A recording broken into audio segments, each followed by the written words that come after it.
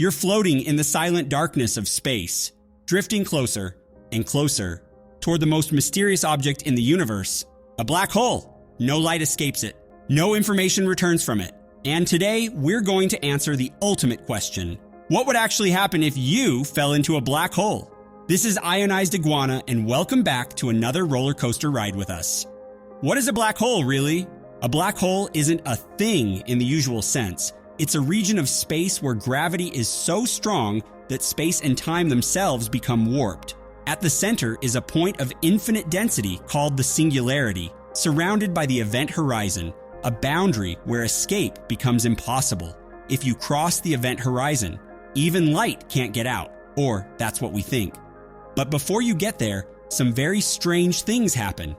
Approaching the black hole. As you fall toward a black hole, the first thing you notice is nothing, no immense pull. You won't even get sucked by a giant cosmic vacuum.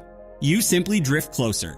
But to someone watching from far away, time around you slows down.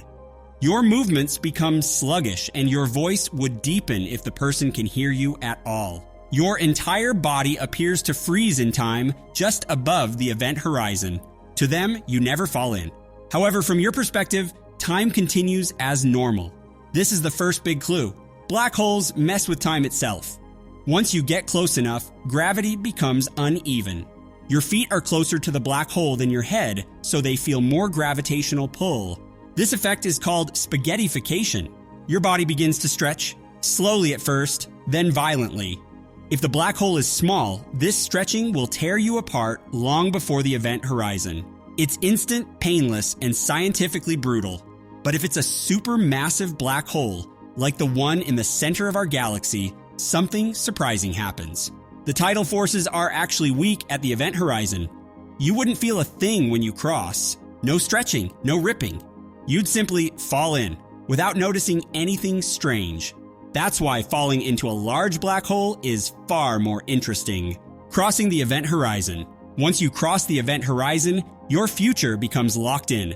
There is only one possible direction your timeline can go, toward the singularity. Inside the event horizon, forward is inward. No spaceship can rescue you, and no amount of effort can bring you back. Even if you turn around and fire thrusters at full power, the singularity is still in your future.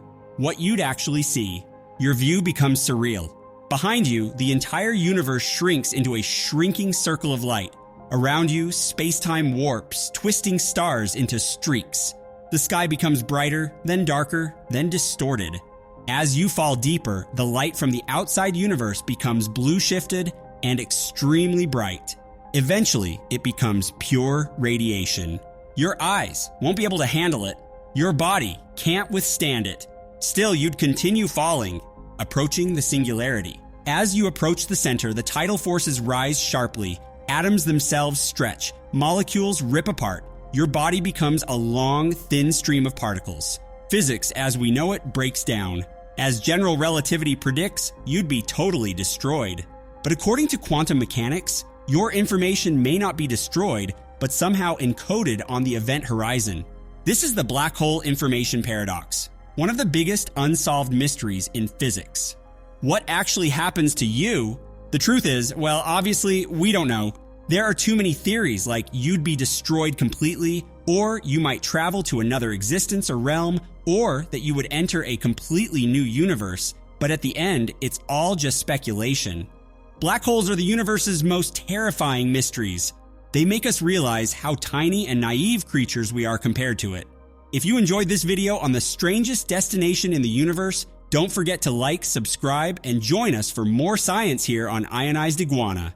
Thanks for watching. I'll see you in the next one.